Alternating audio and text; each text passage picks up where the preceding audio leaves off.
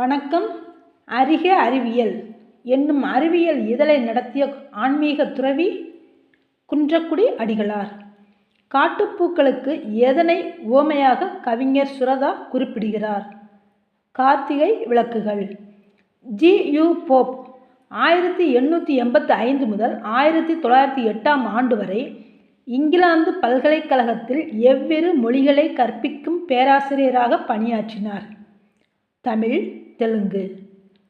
தஞ்சை சரஸ்வதி மகால் நூலகம் எந்த ஆண்டு முதல் இயங்கி வருவதாக கல்வெட்டு செய்திகள் கூறுகின்றன? கிபி 1122 முதல். சதாவதானி என்ற பட்டம் பெற்ற புலவர் கா.ப. செய்குதம்பி பாவலர் 1907 மார்ச் 10. கோப்பரகேசரி, திருபுவன சக்கரவர்த்தி என்ற பட்டங்கள் கொண்ட அரசன் 2ஆம் ராஜராஜ சோழன். நன்றி.